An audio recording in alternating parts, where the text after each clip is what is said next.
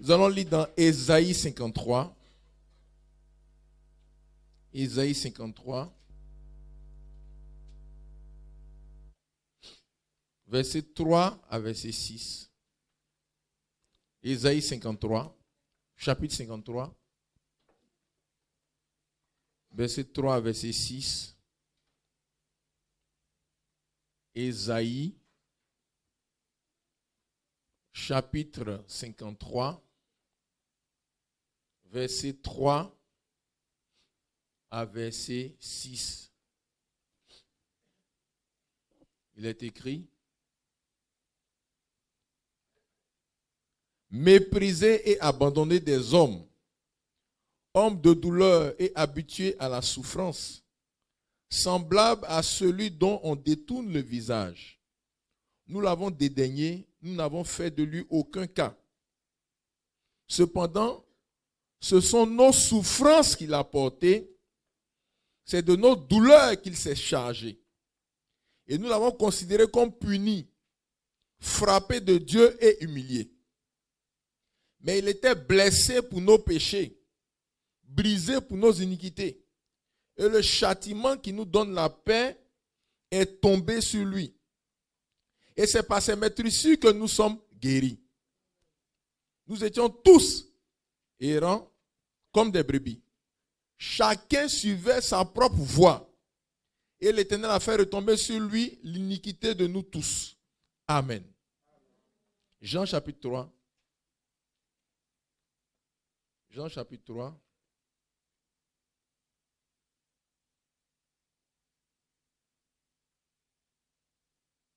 Verset 14. Nous connaissons tous l'histoire de Nicodème. Jean 3, verset 14.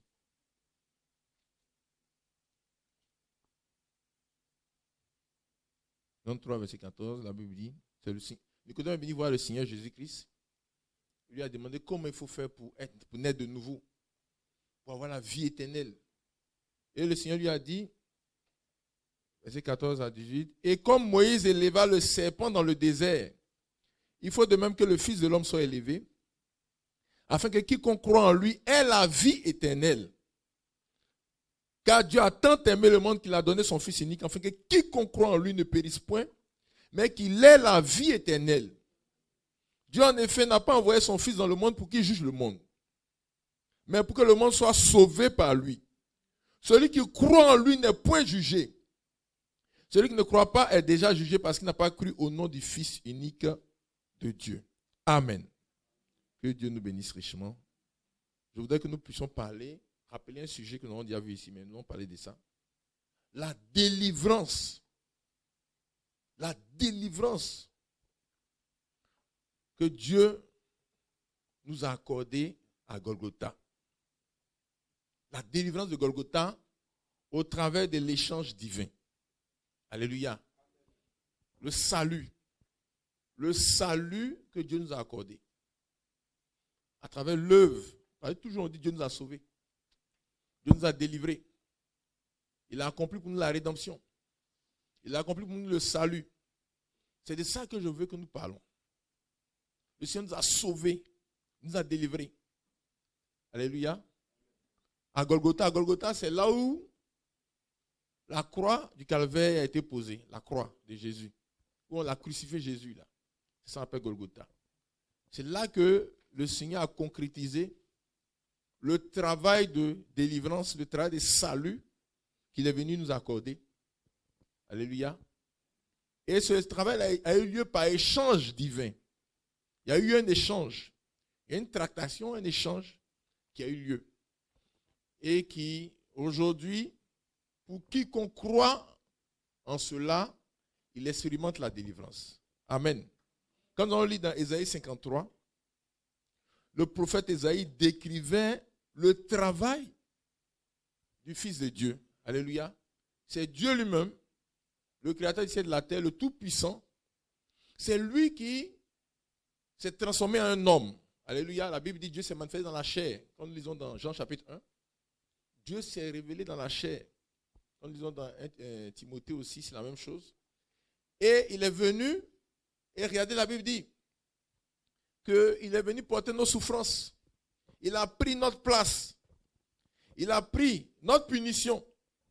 Il a pris notre châtiment. Il a pris nos péchés. Alléluia. Et il a pris aussi les conséquences de nos péchés. Vous voyez, ce n'est pas seulement le péché. Il y a le péché qu'il a porté en son corps. Mais il a pris aussi les conséquences du péché. Alléluia. Il a pris les conséquences du péché. Les conséquences physiques. La Bible était tellement défigurée qu'il est semblable à ceux dont on détourne le visage. Vous voyez, il y a des gens, quand vous voyez le visage, ça fait tellement honte que vous-même vous tournez votre tête. Et c'est comme ça le Seigneur a pris tous nos péchés et leurs conséquences. Alléluia. Conséquences physiques. Il était totalement défiguré. Il était totalement meurtri. Conséquences morales. Conséquences morales. Il était opprimé. Rempli de souffrance. Conséquences spirituelles. Tout ce qui était, toutes les fausses choses. Les fausses choses qui sont venues sur nous à cause du péché, à cause de la désobéissance à l'ordre de Dieu, parce que vous savez que Dieu, quand il a créé l'homme, il a positionné dans le jardin d'Éden sur cette terre-là pour dominer la terre. Et l'homme malheureusement a été trompé par l'ennemi, par Satan. Et l'homme est tombé dans le péché, dans la déchéance totale. Tombé sous le pouvoir de Satan. Le plus mauvais parmi les... C'est-à-dire Satan, c'est le mauvais. Souvent on dit, lui, il est mauvais, mais Satan, lui, on dit, le mauvais. Tout est noir en lui. Et l'homme est tombé sous le pouvoir de Satan. Avec toutes les conséquences, la mort, les maladies, les malédictions, les blocages, au niveau physique, au niveau matériel, au niveau spirituel, au niveau social, au niveau moral, à tous les niveaux, toutes les conséquences. Et l'homme est tombé dans la déchéance. Il n'y avait aucun espoir pour lui, pour s'en sortir. Aucun espoir. Mais Dieu qui est en lui est sauveur, qui ne peut pas régner aussi sa parole. Parce que le salaire du péché, c'est la mort. Dieu ne peut pas régner sa parole. Il a dit, le jour où tu mangeras, tu vas mourir.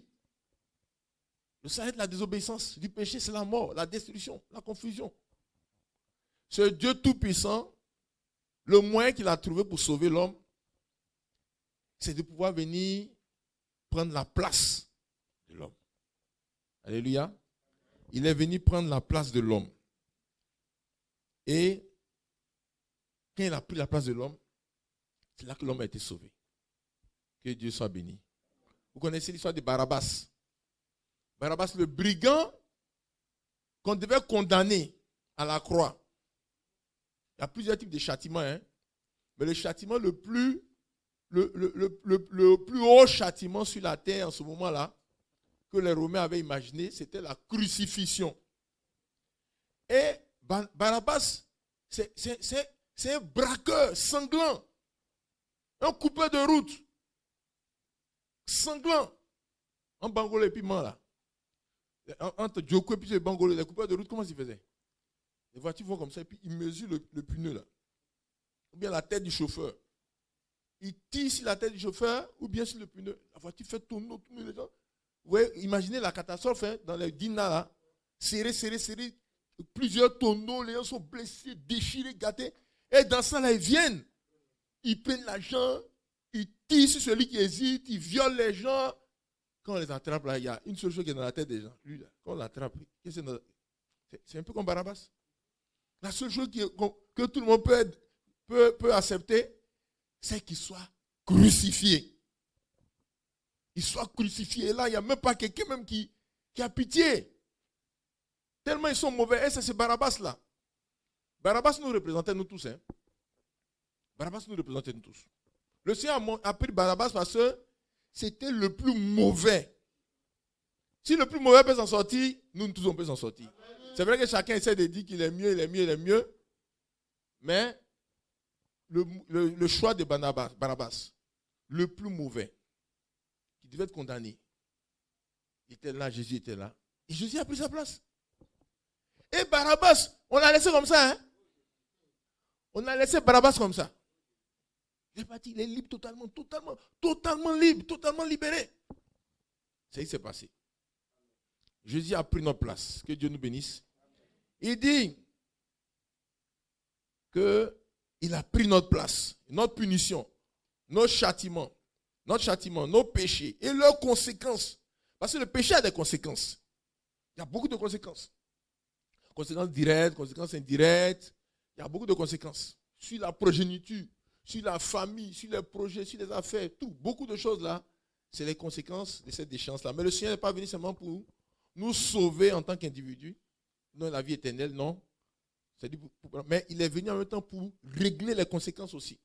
Parce que les conséquences sont tombées sur lui. Nous allons voir les détails tout à l'heure. Les conséquences sont tombées sur lui. Et c'est là que, quand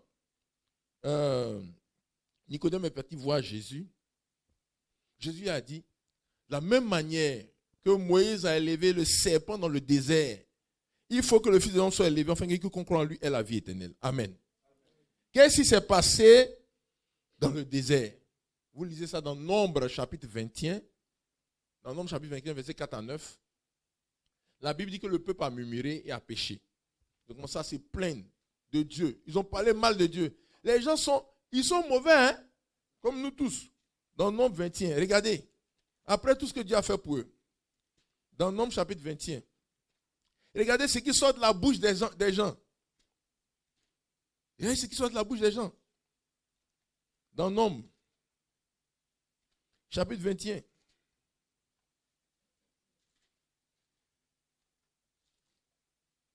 Nombre chapitre 21. Verset 4. On dit, il partit de la montagne de Hor par le chemin de la mer Rouge. En ce moment, le Seigneur les a sauvés, ils sont contents, tout. Et puis il partit pour contourner le pays d'Édom. Le peuple s'impatientant en route. Et parla contre Dieu et contre Moïse. Il parla contre Dieu et contre Moïse, comme les gens font aujourd'hui. Hein, les gens parlent contre Dieu. Dieu dit d'aller à droite, eux vont à gauche. Et il dit, c'est comme ça, c'est à gauche, ils vont partir. Il dit, pourquoi nous avez-vous fait monter hors d'Égypte pour que nous mourions dans le désert? Car il n'y a point de pain, il n'y a point d'eau. Et notre âme est dégoûtée par cette misérable nourriture. Nourriture que Dieu leur donne dans le désert, là. Chaque jour, là. C'est ça qu'ils appellent misérable nourriture. Alors l'Éternel envoya contre le peuple des serpents brûlants, venimeux. Des serpents venimeux. C'est comme ça, hein. Le salaire du péché, c'est la mort. Beaucoup de problèmes les gens ont là. C'est le péché qui amène ça. Les problèmes personnels, les problèmes de la famille. Beaucoup de problèmes qu'on voit autour de nous. Beaucoup de problèmes dans notre vie. Beaucoup de problèmes dans nos affaires. Dans nos foyers. La faille là, la faille est créée par le péché. C'est-à-dire la désobéissance à la loi de Dieu. Et ils ont péché, les serpents sont venus les attaquer. Et la Bible dit, il mordit le peuple. Et il mourut beaucoup de gens en Israël. Le peuple vint à Moïse et dit, nous avons péché, car nous avons parlé contre l'Éternel et contre toi. C'est ça qui est bien aussi chez les gens. C'est que quand ça chauffe là, lui-même quand il regarde, il voit. Et ça c'est important. Il faut beaucoup de sincérité, beaucoup d'humilité. Ce n'est pas la peine de contester avec Dieu. Alléluia. Il faut confesser à Dieu. Il faut te repentir, confesser, reconnaître. La délivrance est rapide quand la confession aussi est rapide et entière. Ce n'est pas la peine de cacher les choses à droite, à gauche. Alléluia. Si tu peux gérer ça sans ça, fais pour toi là-bas. Et si tu veux venir devant le Seigneur là, ce n'est pas la peine d'aller à droite. Il faut parler vite. Et regardez, ils ont dit, nous avons parlé contre l'Éternel et contre toi. Ils ont dit. C'est pour ça que la solution aussi est venue rapidement. Tout ça est venu rapidement. Que Dieu nous bénisse. Avec Dieu, il faut confesser tout. Il faut reconnaître. Pour qu'il n'y ait rien qui soit caché. Il n'y ait rien qui puisse permettre au diable ou bien au démon qui t'attaque de se cacher. Mais tout vient à la lumière et le sang de Jésus purifie. Alléluia. Et puis la délivrance est rapide. Mais partout tu as caché les choses. Où tu as mis les péchés cachés, les péchés chroniques, l'impureté, le désordre. Partout tu as caché là. Le démon qui t'attaque là, il va aller s'asseoir là-bas. Et la délivrance ne peut pas avoir lieu parce que tu n'as pas confessé. Il faut qu'on puisse discerner ça. Ils ont dit, nous avons parlé contre l'Éternel, contre toi. Prie l'Éternel afin qu'il éloigne de nous les serpents. Moïse pria pour le peuple et l'Éternel dit à Moïse. C'était rapide. S'il y avait un péché encore, le Seigneur a dit à Moïse, va leur dire. Ils ont caché encore des choses là-bas. Comme vous lisez dans le livre de Josué, 6, 8, je crois, l'histoire de Akan, le Seigneur a dit à Josué qu'il y a le péché au milieu du peuple, je ne peux pas agir.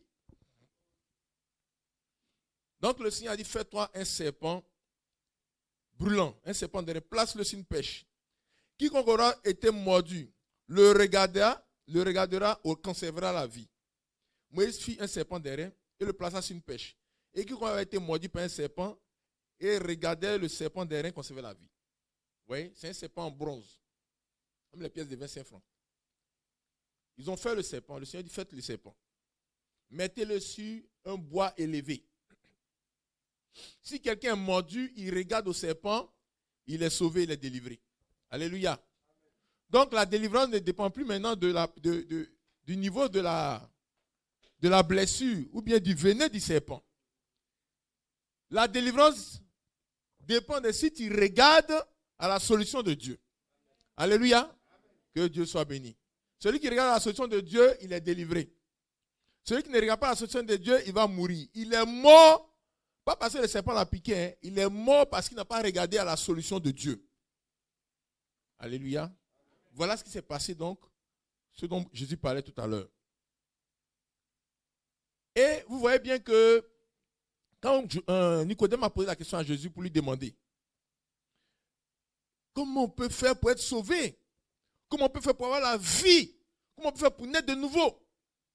Le Seigneur a dit, ce qui s'est passé dans le désert avec les serpents d'airain que Moïse a élevés, c'est de cette même manière que moi, je vais venir vous sauver. Alléluia. C'est le même schéma. Qu'est-ce qui s'est passé, frères et sœurs? Vous voyez, il y avait plusieurs solutions que Dieu pouvait utiliser pour les délivrer. Dieu pouvait chasser les serpents. C'est pas ça? Il pouvait ordonner, puis les serpents allaient partir. En ce moment, ils allaient être sauvés. Ok. Ça, c'était une solution. Mais ce n'est pas ça que Dieu a appliqué. Il pouvait tuer les serpents. Mais ce n'est pas ça que Dieu a appliqué. Alléluia. Dieu est venu placer, il est venu leur donner la solution sans diminuer les problèmes. Sans diminuer les problèmes. Aucun problème n'a été diminué. Le nombre de serpents n'a pas diminué. Le venin des serpents n'a pas diminué. Les problèmes n'ont pas diminué. Mais Dieu est venu mettre la solution au milieu des problèmes. Alléluia. Et maintenant, c'est à chacun de décider s'il veut être sauvé ou bien il ne veut pas être sauvé. Aujourd'hui, on vous parle là. Les gens qui vont aller en enfer là, c'est les gens qui ont choisi d'aller en enfer. Hein. Ils ont pris la décision sur la tête d'aller en enfer. Il y en a qui cherchent femmes, qui sont dans l'adultère, qui sont dans l'impudicité. Quand vous allez à la funérailles, vous savez, tout le monde sait au funérailles que lui là, il va en enfer. Tout le monde sait. Parce que quand on monte ces photos, mais on parle de lui, ou bien il y a des choses qu'on fait. Il y a des types de chansons, il y a des habillements, il y a des boissons qu'on boit. Tout ça là, on dit c'est pour fêter le départ de Digbe. C'est comme ça que Digbe faisait. Donc, on aura Digbe. Et tout le monde fait comme ça. Digbe va directement en enfer. Il y a des gens qui blaguent, les gens qui disent il y a un deal qu'ils ont pour pouvoir payer pour le faire pratiquer pas. C'est faux. Le premier jour, là, quand tu meurs, où tu arrives là, on ne change pas le coin. C'est pour ça que quand Jésus était à la croix, il y avait un brigand à droite, un brigand à gauche. Et le brigand, c'est-à-dire, regardez bien encore cette situation. Il y a un brigand qui a cru en Jésus. Qui a cru. C'est comme ça. Jésus met toujours la solution au milieu des problèmes. Les problèmes n'ont pas diminué.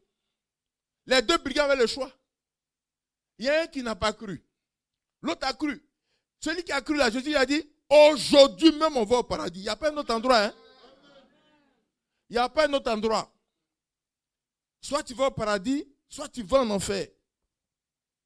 Et si tu dois aller au paradis, c'est aujourd'hui même. Tu es mort, tu vas avec moi là-bas. Que Dieu nous bénisse richement. Mes frères et sœurs, regardez bien. Le Seigneur est venu placer la solution au milieu des problèmes. Et il dit que de la même manière que Moïse a élevé le serpent, le Fils de l'homme sera élevé, afin que quiconque croit en lui ne périsse point, mais qu'il ait la vie éternelle. Quiconque, aujourd'hui, mes frères et sœurs, écoutez bien. Aucun des problèmes dans le monde, là, Dieu n'a enlevé ça. Dieu est venu, le nombre de démons n'ont pas diminué. Les malédictions n'ont pas diminué. Les attaques, la sorcellerie encore là, ça n'a pas diminué. Tout ce qui attaque, il y en a qui disent non, quand on vient à l'église, il n'y a plus de sorcellerie. Qui a dit ça? Qui a dit ça? Il y a la sorcellerie toujours. La sorcellerie est là. La sorcellerie n'a pas diminué. Par contre, Dieu a amené la solution. Et quiconque reçoit la solution, il est délivré. Il expérimente la délivrance. Celui qui ne croit pas, le serpent t'a mordu. Tu dis, ah, ça là, je ne pense pas que là-bas, je vais m'en sortir. Tu ne vas pas regarder, tu vas mourir. Que Dieu soit béni. Donc, voilà ce qui s'est passé. Le Seigneur n'a pas supprimé le problème, mais il a donné la solution. Alléluia. Et maintenant, frère, qu'est-ce qu'il attend de nous pour prendre part à la solution? Il a dit, quiconque croit. Comme nous disons dans Jean 3, que nous avons lu tout à l'heure, il dit, celui qui croit en lui n'est point jugé. Car Dieu a tant aimé qu'il a donné son Fils, afin que quiconque croit ne périsse point. C'est par la foi qu'on prend la solution que Dieu nous a donnée. C'est par la foi. Alléluia. Amen. La solution que Dieu nous a donnée là, c'est ça la Bible appelle la grâce. La grâce, c'est la solution de Dieu. La grâce, c'est la solution de Dieu. La grâce, c'est ce que Dieu a fait. Ce que Dieu a fait, ça, on appelle la grâce. Dieu a apporté la solution au milieu des problèmes. Et la solution à toutes les situations. Jésus a pris toutes les situations négatives. Il n'y a pas une situation qui existe que Jésus n'a pas pris sur lui. Il n'y a pas ton problème là. Jésus a pris ça sur lui. Et c'est ça qu'on appelle la grâce. Parce qu'il ne t'a pas demandé avant de faire. Et il a donné ça à tout le monde. Alléluia. Amen. Mais pour prendre la grâce là, il faut la foi. Amen. Il faut croire pour prendre. Le serpent t'a piqué. Le serpent t'a piqué un puissant venin. Un gros venin. Il faut la foi pour enlever tes yeux de ce que le serpent a fait, pour regarder à ce que Moïse avait placé. Et si tu regardes là, tu es sauvé. Et le Seigneur dit, c'est la même chose qu'il fait aujourd'hui dans Ephésiens chapitre 2. Ephésiens chapitre 2, verset 8. Il dit, Ephésiens chapitre 2, verset 8, il dit, car c'est par la grâce que vous êtes sauvés, par le moyen de la foi. Et cela ne vient pas de vous, c'est le don de Dieu. Alléluia. C'est par la grâce que vous êtes sauvés. C'est par la grâce que vous êtes délivrés. C'est par la grâce que vous avez la délivrance. La délivrance dont on parle là, c'est par la grâce. Alléluia. Par le moyen de la foi. La grâce, c'est ce que Dieu a fait. Dieu a réglé tous les problèmes. Et nous allons voir quelques détails tout à l'heure. Tous les problèmes ont été réglés par Dieu. Et c'est ça la grâce. Avant même que tu ne naisses, Dieu a donné la solution. Il n'a pas diminué les problèmes. Il n'a pas supprimé les problèmes. Il n'a pas supprimé les blocages. Il n'a pas supprimé les attaques de l'ennemi. Mais il a apporté la solution au milieu des problèmes. Et tu as pas la grâce par la foi. Si tu crois, tu reçois la délivrance. Si tu crois, mon frère, ma soeur, si tu crois, tu reçois la délivrance. La foi, c'est ça qui est exigé pour prendre part à cette œuvre.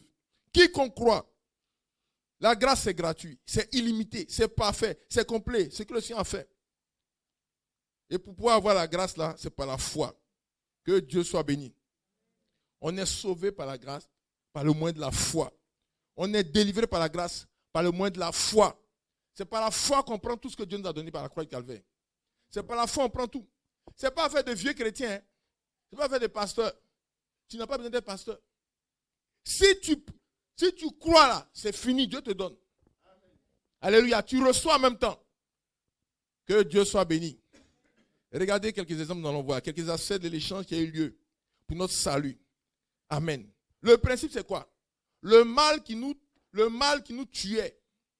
Le mal qui était contre nous. Ce mal-là, il est tombé sur Jésus. Jésus est venu porter le mal. Il est venu prendre le mal. Est-ce que vous comprenez? Et puis le bien qui était sur lui, Jésus, il a mis ça sur nous. Il y a eu un échange à la croix. Il a pris le mal qui était sur nous et puis il a mis sur nous le bien. Donc le mal est allé sur Jésus. Et le bien est venu sur nous.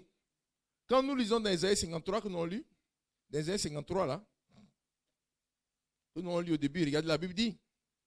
Il dit, ce sont nos souffrances qu'il a portées. C'est de nos douleurs qu'il s'est chargé. Alléluia.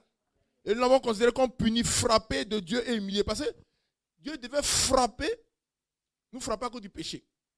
Mais Jésus-Christ est venu porter notre péché. Et il a porté sur nos souffrances.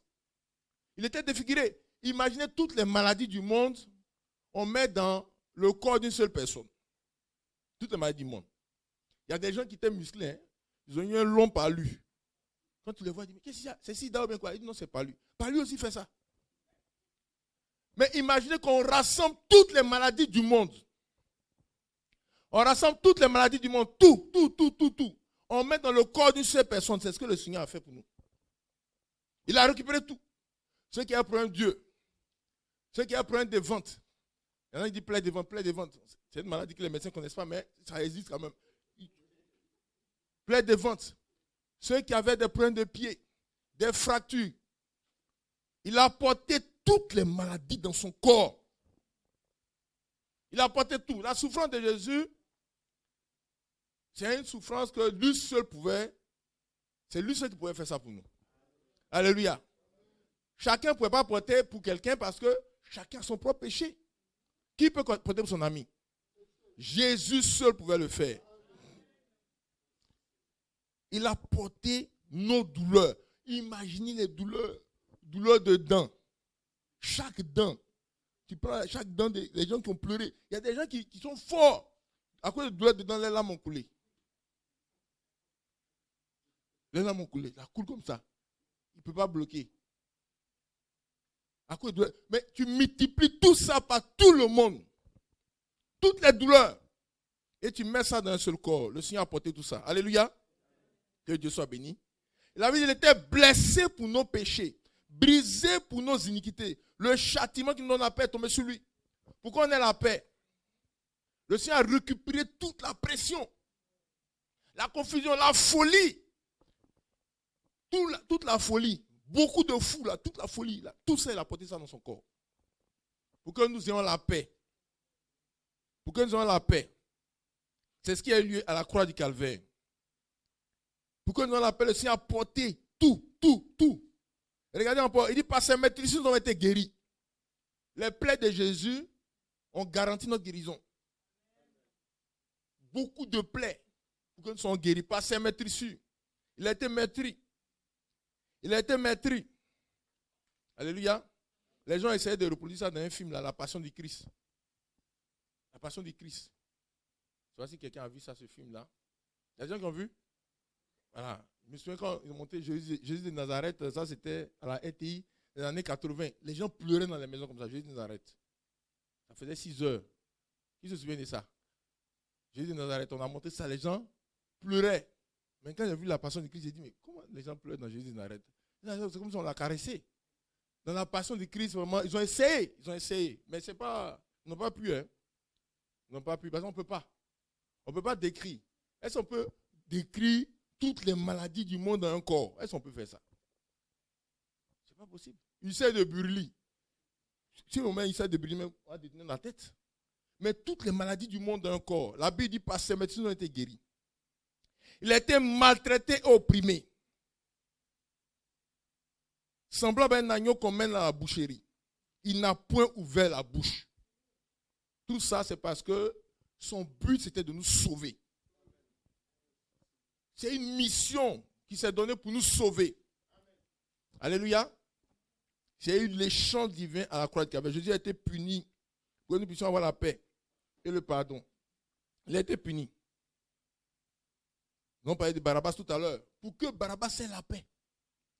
Pour que Barabbas soit libre. Pour que Barabbas soit sauvé. Barabbas, le brigand. Jésus a pris sa place et puis il a été sauvé. Regardez, c'est total. C'est une paix totale. C'est un salut parfait que le Seigneur a accompli pour Barabbas. Dans 2 Corinthiens chapitre 5 verset 21. 2 Corinthiens chapitre 5 verset 21. Pour montrer encore l'échange. 2 Corinthiens 5 verset 21, la Bible dit: celui qui n'a point connu le péché, il a fait devenir péché pour nous, afin que nous devenions en lui justice de Dieu. Alléluia. Jésus a pris nos péchés. Jésus était sans péché. Mais il a pris nos péchés. Oh, tout le monde sait les péchés. Il y a des gens que les péchés dangereux, chacun sait. Chacun sait quel péché. Jésus a pris tous nos péchés dans son corps. Tous nos péchés. Qu'ils sont justes. Parce qu'il est juste, il n'y a pas péché en lui.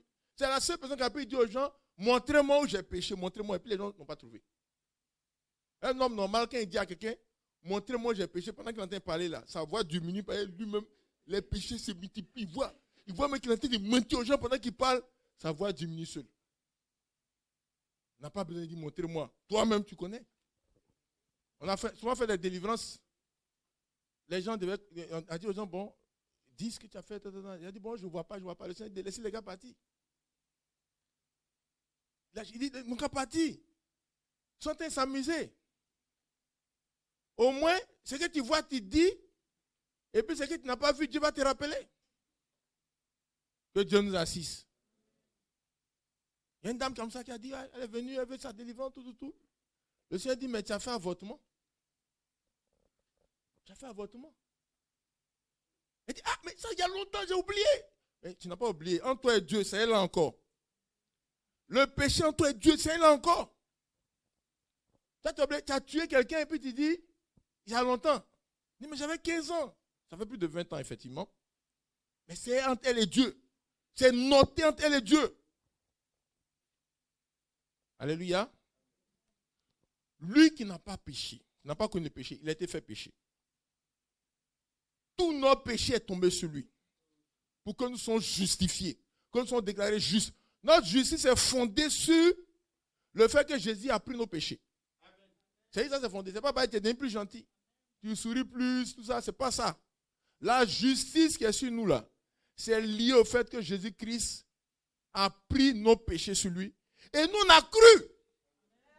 On a cru. On a cru parce que le salut ne se manifeste que pour les croyants. Le salut de Dieu là, ça se manifeste pour les croyants. Celui qui ne croit pas, il n'a pas les effets. Celui qui ne croit pas n'a pas les effets du salut. Il faut croire pour bénéficier. On a cru. Et c'est pour ça qu'on est justifié. On est justifié par la foi. On est juste par la foi. Jésus a été fait péché de sorte que nous puissions devenir justes de sa justice. Il a pris nos péchés, notre péché, nos péchés, les péchés cachés, les péchés chroniques, les faux trucs. Il a tout pris sur lui pour que nous soyons justes. Et nous avons accepté cela. Le fait que nous avons accepté là, c'est ça qui fait que c'est valable pour nous. Parce qu'il a dit: le Fils de l'homme va être élevé. Et quiconque croit en lui, quiconque croit, on est sauvé par la foi. Par le fait de croire en ce que Jésus-Christ a fait pour nous. Alléluia. Jésus a porté nos péchés. Dans Romains chapitre 6, verset 23. Romains 6, 23. La Bible dit, dans Romains 6, 23, car le salaire du péché, c'est la mort. Mais le don gratuit de Dieu, c'est la vie éternelle en Jésus-Christ notre Seigneur. Amen. Jésus-Christ, il a pris la mort, notre mort, pour que nous ayons la vie. Il a pris notre mort pour que nous ayons la vie. Le salut, c'est la mort. Jésus-Christ est mort. Jésus, c'est une mort, il a accepté volontairement. Hein. On dit, il a rendu l'esprit là, il a décidé. La Bible dit que quand il a vu que tout ce qui était prévu a été fait, les maîtrises ont été faites. Il a eu ses 7 plaies sur la tête, sur le dos, dans les pieds, sur le côté, tout. Les plaies ont été faites. Alléluia. Quand il a vu qu'il a été abandonné des hommes, il a dit même qu'à Dieu il l'a abandonné. C'est-à-dire qu'il a senti la séparation que l'homme ressent quand il s'éloigne de Dieu. Le jour où Adam a péché là, il y a eu une séparation de lui et Dieu. C'est pour ça que quand Dieu venait, lui se cachait. Aujourd'hui, si tu dis à un homme, va chercher, va trouver Dieu, il ne sait pas où Dieu est. Alors que l'homme causait avec Dieu chaque jour. Il y a une séparation. Et ce jour à la croix, le Seigneur a dit, mon Dieu, pourquoi m'as-tu abandonné? Ça veut dire qu'il a pris notre état de péché, donc il a senti la séparation que nous on ressent là. Il a senti ça aussi. Quand tout ça s'est accompli, les détails sont accomplis, il a dit, tout est accompli. Et c'est là qu'il a décidé maintenant de mourir. C'est-à-dire qu'il a accepté, il a porté. Il a rendu l'esprit, il est descendu dans la mort là-bas, il est parti. Que Dieu nous bénisse. Pour terminer le travail en bas là-bas. Voilà, enlever la clé pour délivrer tous ceux qui dans l'Ancien Testament avaient cru en lui. Et qui étaient encore dans les séries de mort, ils attendaient. Ils attendaient là-bas, il est descendu là-bas pour les récupérer tous. Abraham, tout le monde. Pour les récupérer pour partir avec lui dans le paradis. Aujourd'hui, on n'a plus besoin de partir là-bas. L'arracher la clé. Que Dieu soit béni. Frères et sœurs, la Bible dit que le Seigneur a pris notre mort. Notre mort. Et ça c'est pas seulement la mort pour l'enfer, mais l'esprit de mort même a été, c'est pas ce moyen-là que nous pouvons chasser l'esprit de mort. L'esprit de mort que l'ennemi envoie sur nous pour provoquer des morts prématurées, pour provoquer des morts dans notre vie, des morts dans nos affaires, des morts dans notre argent, des morts dans... Le diable peut venir installer la mort dans nos affaires. Et puis ça meurt. La mort dans nos projets. La mort dans nos activités. La mort dans notre corps. Une partie de ton corps peut mourir. La mort prématurée. Vous connaissez tous l'histoire de la veuve qui est sortie à Naïm. Un jour, Jésus partait dans sa mission d'évangélisation et de délivrance. Il était en train de partir et il y avait son convoi. La Bible dit beaucoup de gens le suivaient. Vous lisez ça dans Luc, chapitre 7, verset 11. Beaucoup de gens suivaient Jésus. Jésus, il dirigeait. Et beaucoup de gens le suivaient. Les gens qui étaient délivrés, il y avait la vie. Au moment où ils arrivaient à Naïm, là, il y a un autre convoi qui sortait, ce qui est devant. La mort aussi venait à son convoi. C'est ce jour-là où la mort a rencontré Jésus. Il y avait plusieurs solutions. Hein. Soit Jésus s'écarte, les morts passent, c'est ce qu'on fait, non? Actuellement. C'est le mort qui est prioritaire. C'est pas ça? Donc on s'écarte et puis le mort passe. Et là, la mort, elle dit, voilà. Elle allait parler, voilà. C'est que la mort allait dire ça après. Voilà. Ou alors, Jésus les accompagne aussi. Pour aller pleurer à lui, en ce moment-là, Jésus se soumet.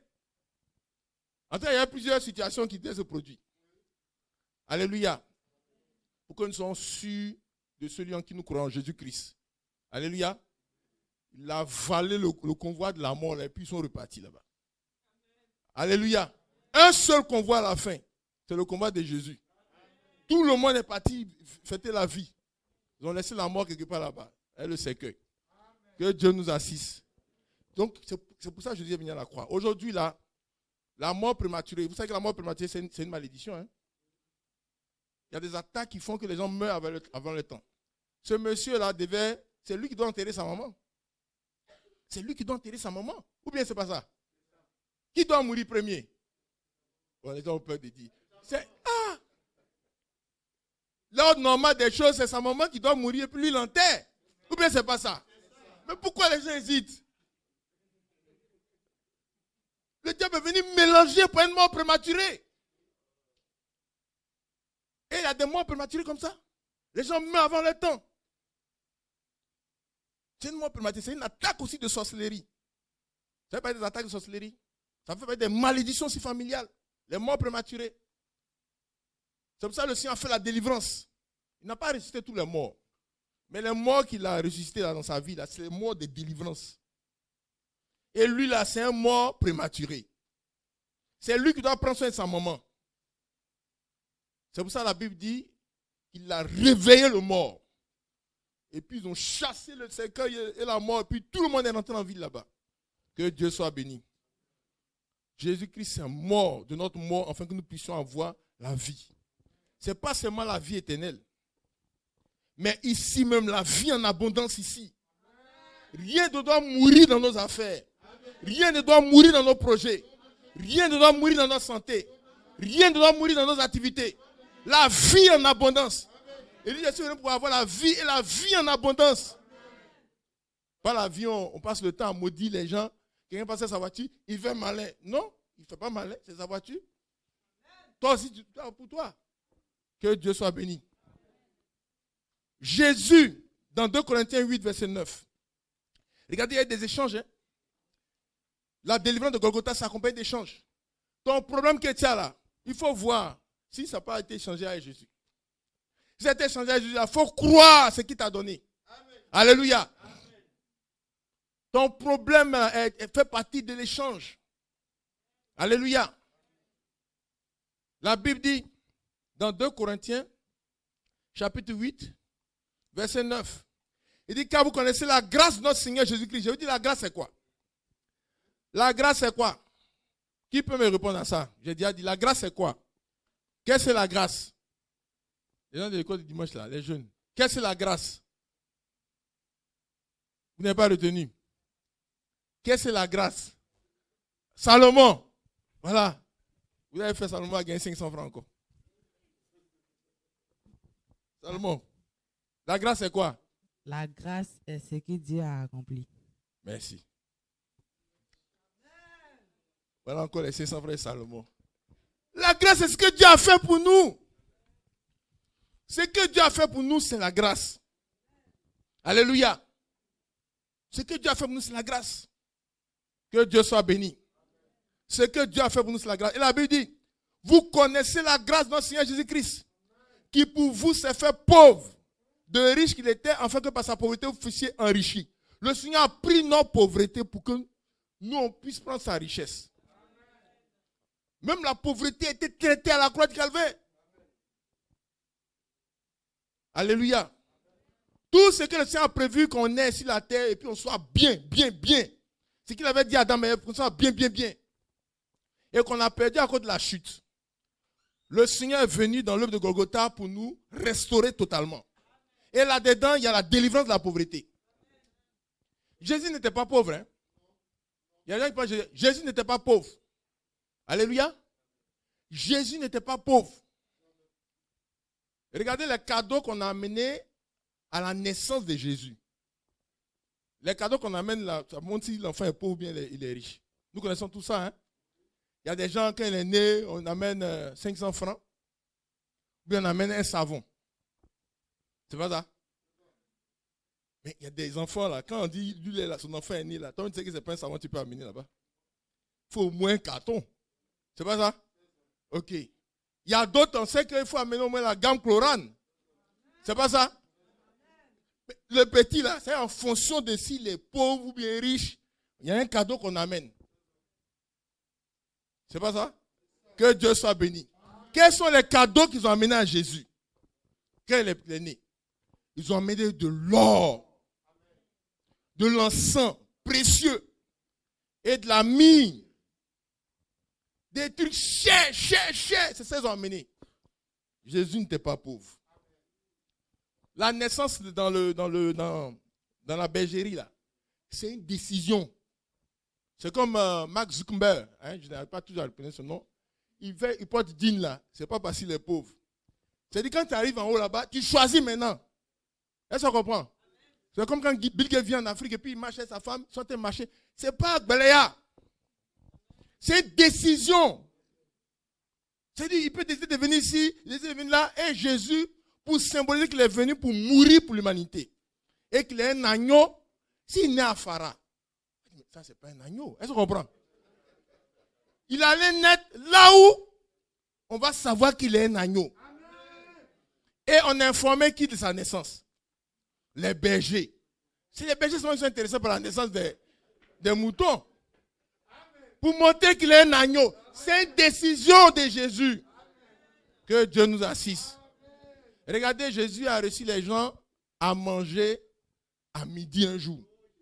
Nous tous on sait ce qui se passe quand les gens viennent taper à ta porte à midi 30. Souvent c'est le désarroi à la maison. 5 tontons. De manière imprévue. Ils arrivent comme ça. Tout le monde s'est gâté. Il y a des maisons même où on demande nouvelle car on ne comprend pas. Ça va. 1 heure, ça va. 1h30, ça va. Les enfants, oui, ça va. Parce qu'on retarde la nourriture. Mais ils ont surpris Jésus. Alléluia. Les gens ont caché les pains et les poissons. Les disciples sont venus chuchoter dans les oreilles de Jésus. Diminue la prédication, ils vont partir chercher. Jésus dit, donnez-le vous-même à manger. Est-ce qu'on comprend, frères et sœurs? Il y avait 5000 personnes, sans compter les femmes et les enfants. Donc si tu mets les femmes et les enfants, tu tombes à peu près à 15 000 personnes. Ils ont installé Jésus a installé bâche. Il dit, mettez les gens, ils ont mis par paquet. Installez les bâches. 50. Vous savez que sur une bâche, il y a à peu près 50 personnes. On leur a donné à manger. Ils ont mangé jusqu'à ce qu'on dit, tiens, il dit, c'est bon. Tiens, ils ont mis les sachets, tout. Mais il ne peut plus manger encore, c'est bon. Jésus a reçu les gens comme ça, à midi. Et il a refait ça une autre fois encore, pour montrer qu'il est capable de faire. Jésus n'était pas pauvre. Il était riche. Il était riche. C'est capacité de richesse. Hein? Pouvoir recevoir les gens à midi et puis ne pas être perturbé là. Ça fait partie de la richesse. Sinon, tous les gens murmurent. Il y en a qui peuvent recevoir 2 personnes, mais quand vous donnez 3, et puis on te critique dans la cuisine. Il est devenu seul, il vient les gens. Tout.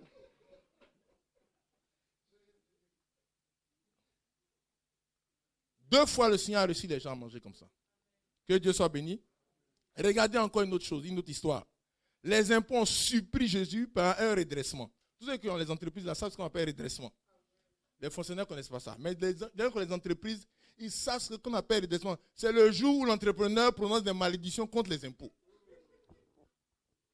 Il y a au moins une petite malédiction qui a sorti sur les impôts. En souhaitant beaucoup de choses qui lui arrivent. Ils ont surpris Jésus. Le Seigneur a payé ses impôts. Il a tout. Plus pour Pierre. Il a tout payé immédiatement. Jésus n'était pas pauvre. Alléluia. Jésus n'était pas pauvre. Ils sont venus casser un parfum de 750 000 francs sur Jésus. 750 000 francs. Ça veut dire 300 deniers. Un denier, ça fait le salaire journalier d'un ouvrier. Donc si tu me dis 365 jours, c'est que si peut-être ça fait, c'est 2000 francs par jour, non, c'est ça? Les ouvriers là, c'est 2000 francs par jour, 2500. Ça dépend du, voilà, 2500, 3000, 2500. Voilà, tu multiplies par le nombre de jours, par 300. Et tu trouves ce que vaut le parfum. C'est ce que Judas a dit. Il dit on peut vendre le parfum à 300 deniers. Ça fait à peu près 750 000 francs. Ils ont versé ça sur Jésus. Alléluia. Et les gens disent mais ils ont gaspillé. Les gens n'ont pas gaspillé. Je mérite. Tout le monde sait quel parfum il mérite. Alléluia. Chacun sait.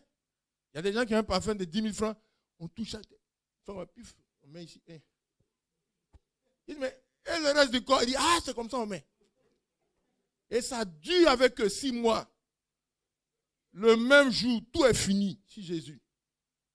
Le Seigneur dit, il n'y a pas de gaspillage. Lui, il mérite.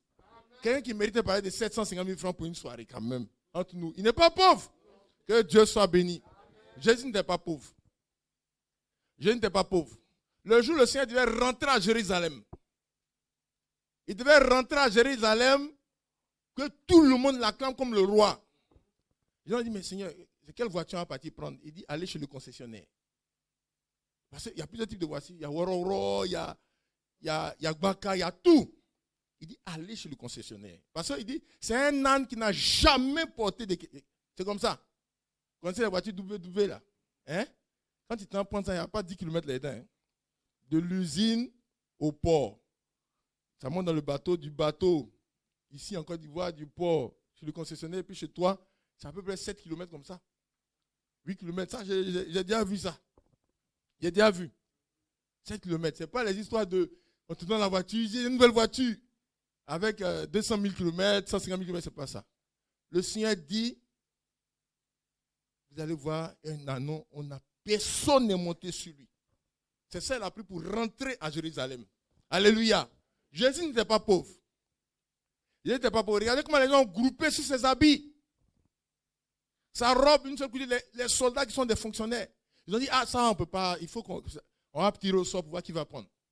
Jésus n'était pas pauvre. Alléluia. Mais la Bible dit Il s'est fait. Il s'est fait. C'est exactement ça. Regardez comment il est parti à la croix. Il était nu à la croix. Il n'avait pas d'habit. Il avait faim, il avait soif. Ça, là, c'est les symptômes de la pauvreté, ça. Il avait faim, il avait soif. Il était nu. Il avait faim, il avait soif. Même le tombeau, là, il a emprunté. Même si on dit que tu es pauvre, là, on creuse quand même, on dit c'est pour toi. Lui, là, il a même pas eu, il a emprunté le tombeau de quelqu'un d'autre. Parce qu'il s'est fait pauvre. C'est une décision qu'il a prise. Pour prendre sur nous, pour prendre notre pauvreté sur lui. Afin que nous, on soit riches. Donc, dans l'œuvre de la croix, là, il y a la délivrance de la pauvreté. Il y a la délivrance de la pauvreté. Regardez quand les enfants ont été délivrés d'Égypte. Ils sont sortis avec la richesse. Tous les 400 ans d'esclavage qu'ils ont fait en Égypte, là, où on ne les a pas payés. Ils ont payé tout en une seule nuit. Imaginez un salaire de 400 ans.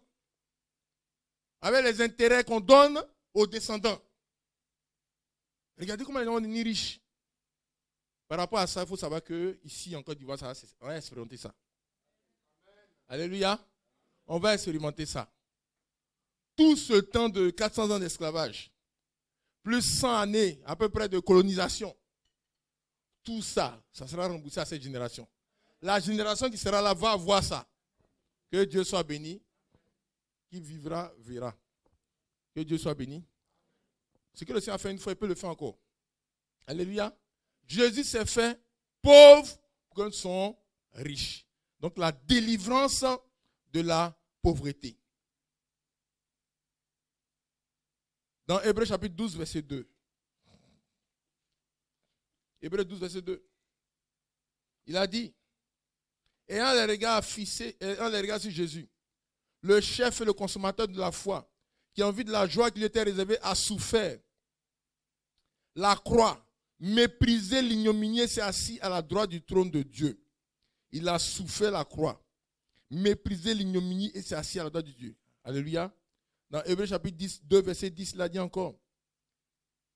Il convenait en effet que celui pour qui et par qui sont toutes choses, qui voulait conduire à la gloire beaucoup de fils élevés à la perfection par la souffrance de prince de leur salut. Amen. Ce passage-là, c'est moi pour dire que le Seigneur a porté la honte. Il a porté la honte. Il a porté l'ignominie. C'est la déchéance morale même. C'est la honte. Il a été mis nu comme ça. Devant tout le monde. Les gens crachaient sur lui. Ils ont craché sur Jésus. Ils ont dit tout ce qu'ils peuvent dire. Mais il a porté la honte afin que nous puissions participer à sa gloire. Alléluia. Le Seigneur nous délivre aussi de la honte. Nous délivre de l'ignominie. Alléluia. Il nous délivre de la honte, il nous délivre de l'ignominie. Dans Matthieu 27, 46, nous voyons qu'il a enduré le rejet. Il a enduré le rejet. Il a été rejeté pour que nous soyons acceptés. Jésus a été rejeté pour que nous soyons acceptés. En tant que fils de Dieu, aujourd'hui, là, par Jésus-Christ, nous sommes acceptés par Dieu. Alléluia. Nous sommes acceptés. Regardez cette femme prostituée qui est arrivée là où Jésus était en train de manger. Cette prostituée qui a été rejetée de tout le monde. Parce que le péché entraîne le rejet. Le péché entraîne la déchéance. Le péché entraîne l'ignominie, la honte. Les conséquences du péché aussi entraînent la honte. Il y a beaucoup de honte, mais le Seigneur a porté cette honte-là. Et elle a été rejetée des hommes, rejetée de Dieu. Pour que nous soyons acceptés. Alléluia. Ça aussi, il a fait pour nous à la croix du Calvaire. C'est-à-dire que tous les problèmes que vivent les gens, les problèmes qui sont venus sur l'humanité, à cause du fait que l'humanité est tombée sous la domination de Satan, à cause du péché, le Seigneur a résolu tous ces problèmes par l'œuvre de Golgotha. Que Dieu soit béni. Le dernier point que je voulais voir, c'est Galates chapitre 3, verset 13 à 14, qui résume une bonne partie des problèmes. Galates 3, verset 13 à 14, la Bible dit, dans Galates chapitre 3, verset 13 à 14, la Bible dit, Christ nous a rachetés de la malédiction de la loi, étant devenu malédiction pour nous, car il est écrit, maudit est quiconque est pendu au bois, afin que la bénédiction d'Abraham eût pour les païens son accomplissement en Jésus-Christ. Amen. Quand on parle de la bénédiction d'Abraham, vous lisez dans Genèse chapitre 24, c'est la bénédiction en toutes choses. Comme vous lisez dans Genèse chapitre 24, la Bible dit qu'Abraham a été béni en toutes choses. La bénédiction d'Abraham, frères et sœurs, c'est la bénédiction en toutes choses. Tous les compartiments de la vie sont bénis. Bénédiction au niveau spirituel, au niveau matériel, au niveau moral, au niveau financier, au niveau social. Abraham a été béni en toutes choses. C'est la phrase qu'il dit. C'est ça qu'on appelle la bénédiction d'Abraham. Alléluia. Il y a d'autres bénédictions. Tu es béni, mais ton cou est calé comme ça. Ton cou est calé. Il y a d'autres bénédictions comme ça. Ou bien il y a un qui est bête dans la famille. Il est bête et puis on est béni. Non, ce n'est pas comme ça. La bénédiction que Dieu est venu donner par la croix du calvaire, ce n'est pas la bénédiction que fétiche donne. C'est la bénédiction d'Abraham. Et la bénédiction d'Abraham, c'est en toutes choses. Il y a un rajeunissement là-dedans. Il y a un rajeunissement là-dedans. Vous savez ça? Dans la bénédiction d'Abraham, il y a un rajeunissement. Où tu es vieux, tu es fatigué, puis Dieu te restaure. Tu peux courir comme un jeune. Regardez comment les gens cherchaient Sarah. Elle a 90 ans, les gens veulent la marier. Parce qu'elle a été rajeunie. Alléluia. Abraham a vécu encore avec Ketura. Plus de 50 ans de bonheur. Parce qu'il a été rajeuni. Il y a une restauration physique. Il y a une restauration financière. Regardez comment la demande de mariage de Rebecca n'a pas duré. Ça n'a pas duré. Parce que les cadeaux que le monsieur a fait à Rebecca, entre le puits et la maison, là, quand elle est arrivée, les gens ont vu. Et tous ont dit, bon, mais si c'est Dieu qui a dit, nous, on ne peut pas. Ils n'ont même pas eu besoin de demander à Dieu. L'argent parlait fort. Il n'y a pas eu de discussion. Le lendemain, le monsieur dit, je vais à la fille. Il a dit, mais oui, mais il n'a qu'à rester un peu. L'argent parlait encore. On donnait cadeau à la banque, à sa maman, tout. On dit, mais la fille est là. Allez-y. Que Dieu nous assiste. Il n'y a pas eu beaucoup de bavardage dedans. C'est la bénédiction d'Abraham. C'est la bénédiction en tout. Et le Seigneur, il a porté la malédiction dans son corps. Parce qu'il y a une malédiction qui disait que celui qui est pendu au bois est maudit. Et le Seigneur a pris ces malédictions. Toutes les malédictions, il y a des malédictions qui sont familiales. Il y a des familles où il y a un fou par génération. J'ai connu une famille comme ça. Il y a toujours un qui est fou au moins. Il y a une espèce de folie dans la famille. Dans chaque génération, il y a un qui est fou. Parmi les grands-pères, là, il y a un qui était fou. Parmi les tantes, les oncles, il y a un qui est fou. Parmi les enfants, il y a un qui est fou. Ils ont voulu mettre ça sur une de nos sœurs qui est dans cette famille-là. Le Seigneur a discerné. On lui a dit, on a prié. Le feu a nettoyé ça. Alléluia. Le feu a nettoyé. Il y a des malédictions qui sont familiales. Il y a des familles qui sont liées par la pauvreté. Il y a une famille, je vous ai dit ça ici une fois. La plus grosse maison qu'ils avaient dans la famille, la plus grosse maison, c'est une maison en banco. À un bout là. C'est ça la plus grosse maison. Une maison le haut en papo. La plus grosse voiture, c'est un vélo. Vous connaissez les vélos où, quand tu roules le pied pour freiner, tu mets ton pied frou. Avec tapette, il y a une tapette où, derrière là, c'est comme ça. Un demi-sec là. Derrière de ton pied est dur, plus dur même que je suis déjà. C'était la voiture de la famille, ça. Il y a un tonton qui avait ça. Ce qu'elle dit là, ça fait rien, mais c'est une réalité. J'ai connu deux familles comme ça, deux familles. Deux familles comme ça. Dans la famille, là, il n'y a pas un qui a bac. Quand je dis la famille, là, je parle des cousins. Je ne dis pas les frères et sœurs. Je dis cousins. C'est le monsieur. Il n'y a pas quelqu'un dans sa famille où on peut dire, on peut avoir un qui est maître, un qui est... Il n'y a pas. Et quand il est venu à Christ, quand il a appris ce que c'est que la malédiction, il a vu, il dit, il veut être délivré. Il a prié le serviteur de Dieu pendant 5 ans. Ça peut durer, mais il ne faut pas avoir peur. Comme lui, c'est un fondement. Ce n'est pas lui qui doit commencer. C'est pour ça que ça dure. C'est comme Abraham. Ce n'est pas lui qui doit commencer. Donc, il y a des choses qui durent. Quand c'est le commencement, il faut mettre les fondements. Donc, ça fait 5 ans. Après les 5 ans, le serviteur de Dieu lui a dit, ta famille, tu es délivré. Il dit, mais si tu es délivré, mais il n'y a pas de résultat encore. Il dit, tu es délivré. Il faut aller maintenant pour le résultat. Donc, il a commencé à prier. Aujourd'hui, dans sa famille, il y a avocat, il y a médecin. Lui-même, il allait voir son papa. Il est arrivé à une voiture au village là-bas. Le vieux pensait qu'il allait prendre une voiture quelque part. Il dit, papa, viens aller en ville. C'était à Béoumi. Le village, c'est un village de Béoumi. Ils arrivent à Béoumi, ils rentrent dans une maison bien, avec briques, tout bien fait là. Il dit, papa, c'est pour toi. Hein. La voiture aussi, voilà. C'est comme ça. Et aujourd'hui, dans la famille, il y a tout. La délivrance est là dans la famille. Que Dieu soit béni. Donc, Jésus s'est fait malédiction. Il y a les malédictions territoriales. Il y a des territoires. Là. Quand il a reçu, là, il y a son problème qu'il a reçu. La région du Nord Kivu, vous connaissez Nord Kivu? Nord Kivu, là, quand tu es dans le ventre en des gens cherchent à te tuer. On cherche à ouvrir le ventre en pour te tuer. Ils ouvrent le ventre des femmes enceintes là-bas. Est-ce qu'on comprend? Donc tu es attaqué déjà. Vous courez. Tu commences à courir ta maman déjà dans le ventre. Pour sortir, c'est une grâce. Nord Kivu. Il y a trop d'attaques sur le territoire. Ces mêmes personnes, là, vous les faites naître en Suisse, ils sont à l'aise. Ils sont à l'aise. Ils peuvent évoluer, ils peuvent aller loin. Mais au Nord Kivu, c'est pas pareil. C'est comme ici. Hein? Ici, vous connaissez. Le territoire ivoirien, c'est comme ça aussi. En Afrique, il y a les fétiches et tout ça, vous connaissez. Souvent, tu t'en dis aux gens, j'aime me marier, là, les problèmes. Quand les gens sont informés, il y a des problèmes. Je vous ai donné l'histoire de mon ami. Il fait donner son nom, mais pas donner son nom, c'est un contemporain. Il a dit, on va se marier. Voiture, il a cogné sa voiture, son pied. Ils ont enflé comme ça, ils ont mis le plat comme ça. Donc, ils ont reporté le mariage. Après, il dit, bon, c'est fini, maintenant, on va se marier. Il y a eu un truc dans le ventre de sa femme ou quoi. Ils ont fait une opération. Ils sont suspendus comme ça. Chaque fois, c'était comme ça.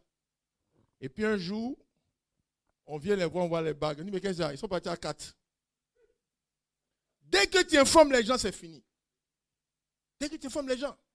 Il y a un petit, il a un stage quelque part. Sa famille aussi remplie de sorcellerie. Un stage, ils ont commencé à lui donner, je crois que c'était 50 000 ou 115 000 francs. On lui a dit de rester tranquille, ne pas informer les gens, de faire son travail, et puis plus tard on va voir quand ça évolue. Il allait informer toute la famille qu'il avait quelque chose maintenant. Donc maintenant, un jour il demande permission. Il a un grand-père qui est décédé, on demande sa part. Donc il dit, bon, je dois aller au village, le grand-père est décédé, il doit donner ma part. Il dit, quoi? Toi tu payes pour un grand-père? Ils l'ont éteint rapidement. La dernière fois, je crois qu'il était dans une maison en bois quelque part là. Tout de Benjaville là-bas, une maison en bois quelque part. C'est comme ça qu'ils l'ont éteint. Ils l'ont éteint totalement. Donc souvent, il y a les malédictions territoriales, il y a les attaques qui sont liées à des territoires, à des familles, à des villages. À des villages. Il peut y avoir des attaques dans les familles, on ne se marie pas facilement. Hein. Les filles ne se marient pas. Elles font des enfants, elles ne se marient pas. Et ça se reproduit. Grand-mère, c'était comme ça. Au niveau des mamans, c'est comme ça. Au niveau des filles, elles ont commencé. Les enfants sont là. Il y a un frère qui a dit que quand je parle comme ça, ça choque les gens. Mais vous savez, quand on est en train de prêcher, il faut aussi montrer les choses pour que les gens soient délivrés. Hein? Alléluia. Premier enfant, c'est un gourou. La fille, là, son premier enfant est gourou. Deuxième enfant, c'est libanais. Troisième enfant, c'est Peul. Bon, c'est comme ça. Il y a des familles comme ça. Il n'y a pas papa. Et ça se reproduit de génération en génération. C'est une malédiction qui doit être brisée. Qui doit être brisée. Le Seigneur a porté toutes ces malédictions en lui. Pour que nous soyons bénis. La malédiction de la pauvreté. Malédiction de mariage. Malédiction de papier. Les familles, les gens sont bêtes. Le grand-père dernier. Ses enfants aussi sont derniers à l'école.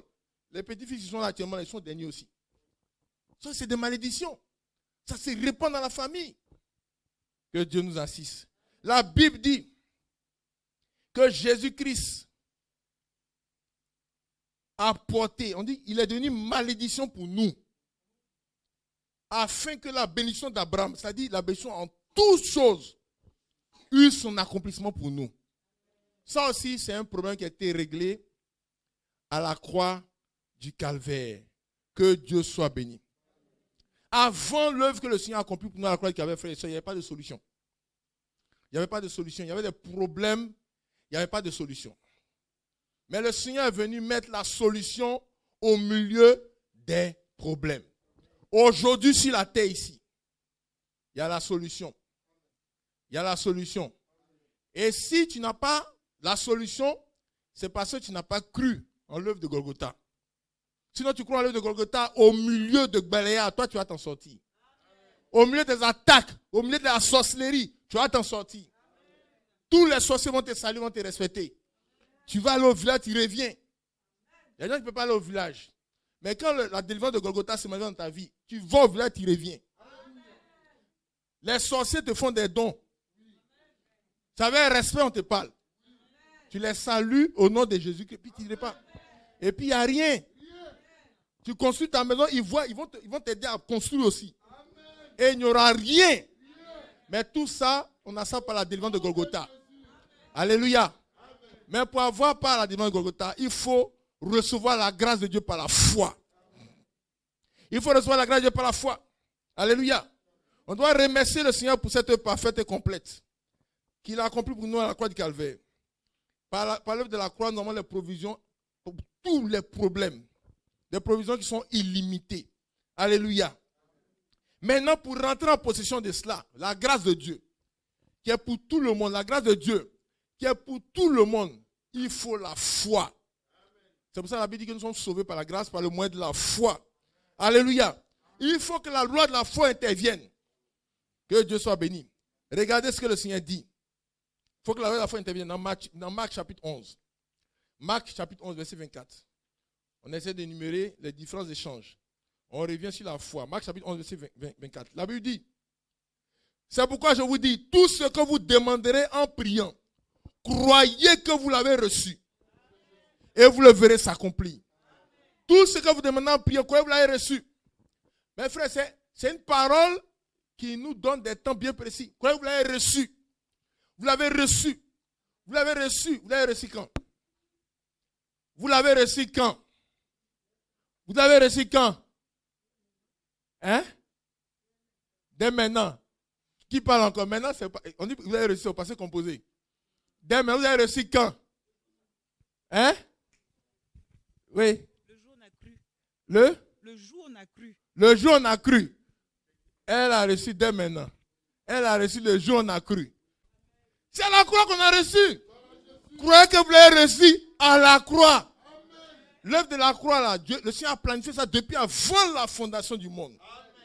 Avant la fondation du monde, il a planifié cette œuvre. Et il a manifesté ça à la croix. C'est à la croix qu'on a reçu. C'est à la croix qu'il y a eu l'échange. Où ta malédiction est tombée sur Jésus. Et la bénédiction qui était sur Jésus est venue sur toi. La bénédiction d'Abraham. Où la maladie, les blocages spirituels, les démons qui sont beaucoup sur toi, ils sont tombés sur Jésus. Et la victoire de Jésus est venue sur toi. Croyez que vous l'avez reçu, vous le verrez s'accomplir. Si tu crois, tu vas voir s'accomplir. Si tu crois que tu as reçu, tu vas voir s'accomplir. C'est un fait historique. C'est un fait historique. Alors, on peut pas, est-ce que tu peux changer ce qui s'est passé à la croix? Ça veut dire que ça ne peut pas bouger. Tout est possible à celui qui croit. Et dit, croyez que vous l'avez reçu. Et vous le verrez s'accomplir. Dans 1 Timothée chapitre 4. 1 Timothée chapitre 4, verset 10. Il a dit, nous travaillons en effet et nous combattons parce que nous mettons notre espérance dans le Dieu vivant, qui est le sauveur de tous les hommes, surtout des croyants. 1 Timothée 4, verset 10 dit que Jésus-Christ est le sauveur de tous les hommes. Parce que ce qu'il a fait, c'est pour tout le monde. Alléluia. Mais pourquoi la Bible précise surtout des croyants? Parce que c'est ceux qui croient qui vont recevoir. Mon frère, ma soeur, quel que soit le problème qui t'a amené aujourd'hui, quelle que soit la situation qui t'a amené devant le Seigneur, il faut savoir qu'il a réglé le problème à la croix du Calvaire. Et que si tu crois, la grâce de Dieu va se manifester dans ta vie. La grâce de Dieu débloque toutes les situations bloquées. La grâce de Dieu résout tous les problèmes que les hommes ont. Il y en a qui sont venus pour les problèmes d'enfants, comme Anne. Le Seigneur a donné 5 enfants d'un accouchement. Il a rattrapé tout le temps perdu. Alléluia. Le Seigneur a fait rattraper le temps perdu à Sarah. Le Seigneur a fait rattraper le temps perdu à Abraham. Que Dieu soit béni. Le Seigneur a débloqué les situations. Regardez Gédéon. Il a eu tellement d'argent à la fin de sa vie. Il prend à vous faire œuvre d'art maintenant. Œuvre d'art. Tellement il a beaucoup d'argent. Le même homme qui était en manque. Que Dieu soit béni. Frère, remercions le Seigneur pour cette délivrance. Et cet échange qu'il a opéré dans notre vie. Dieu nous a accordé un salut parfait. Tout est possible à celui qui croit. Alléluia. Et croyez que vous l'avez reçu. Et vous le verrez s'accomplir. Le Seigneur nous a accordé la délivrance par l'échange divin qu'il a opéré à la croix. Nous avons le pardon de tous nos péchés. Alléluia. Tout péché qui est confessé. Tout péché qui est confessé à Dieu, quel que soit le péché. Même si c'est avortement. Même si tu as volé, tu as tué les gens. Même si c'est la sorcellerie. Tout péché qui est confessé. Tu reçois le pardon de tes péchés par l'œuvre de la croix. Toute maladie. Il y a les maladies spirituelles. Les maladies physiques. Toute maladie. Tu reçois la guérison par l'œuvre de la croix. Tu reçois la justice de Dieu par l'œuvre de la croix. Tu es délivré de tout esprit de mort. Tout esprit de mort. Il y a des gens qui sont poursuivis par des cercueils. Tout ça, c'est cercueil. C'est cercueil. C'est funéraire, c'est cercueil. Tu es délivré de l'esprit de mort par l'œuvre de la croix, si tu crois. Alléluia. Tout esprit de pauvreté. Partout, la pauvreté a bloqué tes affaires. Bloqué ton évolution. Bloqué. Il y a un monsieur là, dès qu'il a l'argent, il y a des problèmes. Quand l'argent finit net, les problèmes s'arrêtent. Il y a quelque chose qui le suit. Ils ont mis des systèmes autour de lui, des antennes. Même s'il est caché quelque part, s'il a l'argent, les problèmes ont commencé. Quand l'argent est fini, les problèmes s'arrêtent. Parce qu'il doit rester, il est dans une prison spirituelle. Il y a un monsieur qui porte veste à Abidjan. C'est un grand fonctionnaire, un grand. Spirituellement, là, il est assis dans la forêt. Dans une nuit, avec sa femme, ils nous liés. Et puis les gens les surveillent. Mais dans la réalité, quand l'argent vient, ça s'en va. Il doit des gens, il doit beaucoup de gens. Parce qu'il demande crédit pour vivre. Les gens ne comprennent pas. Quelquefois, les gens prennent des décisions, puis on bloque son salaire. Il va venir s'expliquer, on ne comprend pas. Alors que spirituellement parlant, il est assis dans la forêt là-bas. Avec sa femme, les gens le surveillent. Ça, c'est des blocages. C'est des blocages par l'esprit de pauvreté. Il y a l'esprit de timidité, l'esprit de honte, l'esprit de confusion. Et l'esprit de malédiction. Que Dieu soit béni. Mes frères et sœurs, comment booster notre foi? Comment réveiller la foi? Comment multiplier la foi? On va terminer par là. Les éléments qui développent notre foi. Parce que c'est par la foi qu'on reçoit la grâce. C'est par la foi qu'on prend possession de la grâce. C'est par la foi qu'on expérimente la grâce. Qu'est-ce qui multiplie la foi? La première chose, c'est la parole de Christ. La révélation de la parole de Dieu, la parole de Christ, la parole de Dieu. Quand vous lisez dans Romains chapitre 10, Romains 10, verset 17, il est écrit. Ainsi, la foi vient de ce qu'on entend. Et ce qu'on entend vient de la parole de Christ. Alléluia. Il faut rechercher la parole de Dieu. Il faut étudier la parole de Dieu. Il faut lire la parole de Dieu. Il faut recevoir la parole de Dieu. La parole de Dieu te permet de voir ce que Dieu a fait pour toi. Te permet de connaître tes droits. Te permet de connaître ce que Dieu a fait pour toi. Et ça donne la foi. Alléluia. Ça donne la foi de savoir que le problème que je vis là, le Seigneur a porté ça à la croix. Et si je crois en lui, j'ai la solution. Que Dieu soit béni. La première chose, frère, il faut que la parole de Christ habite en nous dans toute sa richesse. C'est pour ça, tous ceux qui sont chrétiens, je nous encourage à lire beaucoup la Bible. À lire beaucoup la Bible. Même ceux qui ne savent pas lire là, on dit la Bible audio. Vous prenez vos portables là, on va mettre en MP3, vous mettez dans vos oreilles. Ça n'a qu'à tourner là-dedans. Il faut lire, il faut écouter la parole de Dieu. C'est la première chose. La deuxième chose qui booste la foi, vous l'avez dans Matthieu chapitre 17 et dans Marc chapitre 9. Un jour, il y a un monsieur qui est venu à son enfant pour la délivrance. Les disciples n'ont pas pu chasser les démons. Jésus est venu la chasser les démons et les disciples sont approchés de lui pour dire, Seigneur, pourquoi on n'a pas pu chasser le démon? Le Seigneur dit, c'est parce que vous manquez de foi. Pour avoir la foi là, priez beaucoup. Il faut beaucoup prier. Alléluia. Il faut crier à Dieu pour que la foi soit restituée.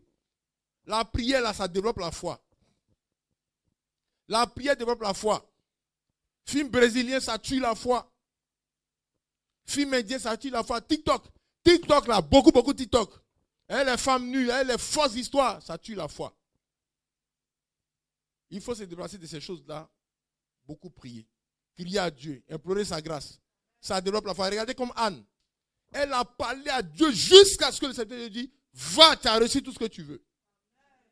Regardez Jacob. Il a lutté à Dieu jusqu'à ce que Dieu dit, tu m'as vaincu, je change ton nom, tu es maintenant un prince de Dieu. Et sa situation était débloquée. Il faut beaucoup prier. Alléluia. Il faut aussi ajouter le jeûne. Il faut ajouter le jeûne. Ça, c'est beaucoup. Il faut ajouter le jeûne. La seconde. Il fallait citer quelqu'un qui est contemporain aussi. Beaucoup de situations sont débloquées par le jeûne. Beaucoup de situations. Où on ne sait plus de nourriture pour la situation, le Seigneur débloque. C'est pour ça, le jeûne aussi. Le Seigneur a dit 7 sortes de démons ne sortent que par la prière et le jeûne. Il faut engager la maison. Souvent quand la maison est bloquée, il y a des blocages dans la maison là. Il faut engager la maison, même les enfants. Samedi comme ça, vous prenez, vous coupez. Laissez le repas de matin et midi. Criez à Dieu. Implorez sa grâce sur la maison, sur vos affaires, sur votre situation. Amen. Alléluia. Ça aussi, ça multiplie la foi. Ça multiplie la foi. Et la grâce se manifeste par la foi. La grâce se reçoit par la foi. On prend la grâce par la foi. Alléluia. Que Dieu soit béni. Donc, premièrement, j'ai parlé de la parole de Christ, la parole de Dieu. Deuxièmement, j'ai parlé de la prière, qu'on peut associer encore aux jeunes et tout ça. Et troisièmement, il y a les œuvres de la foi. La foi sans les œuvres est morte. Alléluia. On est dans Jacques chapitre 2. La foi sans les œuvres est morte. Il faut accompagner la foi par les œuvres. Regardez, le Seigneur est venu voir la maman de Samson. Une femme stérile. Il lui a dit, tu auras un enfant. Voilà comment tu vas voir. Elle et son mari, ils sont allés remercier le Seigneur. Alléluia. Ça veut dire, il croit. Il croit. Est-ce qu'on comprend? Commence à remercier le Seigneur déjà. Et puis, demande comment on doit s'organiser. Ça veut dire, il croit. Alléluia. Les œuvres accompagnent la foi. Les œuvres là, ça rend vivant la foi. Les œuvres, regardez Gédéon. Il manquait de tout. Et le Seigneur a dit, toi tu vas délivrer Israël de Madian. Il est allé, il a pris un chevreau alors qu'il manquait de tout. Il a fait une offrande à Dieu parce qu'il croit. S'il ne croit pas, il ne peut pas venir prendre ce qui reste pour faire une offrande à Dieu. Est-ce qu'on comprend? C'est parce qu'il croit qu'il a fait une offrande. Alléluia. Que Dieu soit béni. Il y a des gens qui sont allés prier, je vous ai dit une fois, ils sont allés prier pour que la pluie vienne. Il y a un seul qui est parti un parapluie. Ça veut dire que tous les autres ne croient pas. Parce que vous allez rentrer à la maison comment? Que Dieu nous assiste. Ils disent, ils ont prié jusqu'à ce que la pluie vienne. Et puis ils sont partis sans le parapluie. Un seul qui croyait. Les œuvres là manifestent qu'on croit. Les œuvres rendent vivante la foi. Lorsque le Seigneur a dit à Abraham, il faut m'offrir ton fils. Mais Abraham sait que c'est le fils là qui doit être son héritier. Et il a dit à ses serviteurs, je vais aller à l'enfant adorer et nous reviendrons. Il allait. La Bible dit que ses œuvres ont rendu parfaite sa foi. Les œuvres montrent qu'on a la foi. Les œuvres rendent vivant la foi. Alléluia. Que Dieu soit béni. Donc, la parole de Dieu, la prière, le jeûne et les œuvres qui accompagnent notre foi. Les œuvres qui accompagnent notre foi. Ceux qui ont des examens, ils travaillent parce qu'ils vont réussir. Comme tu as réussi, là, c'est pour ça qu'ils travaillent. Les œuvres accompagnent notre foi. Les œuvres accompagnent notre foi. Que Dieu soit béni. Nous allons nous lever pour prier. Nous allons prier le Seigneur par rapport à ces passages. C'est tout ce qu'on a étudié ce matin. La délivrance de Golgotha au travers de l'échange divin. Nous allons prier ensemble le Seigneur. Chacun va parler à Dieu. Par rapport à sa situation, par rapport à tout. Prions ensemble le Seigneur. Prions ensemble le Seigneur au nom de Jésus. Prions le Seigneur.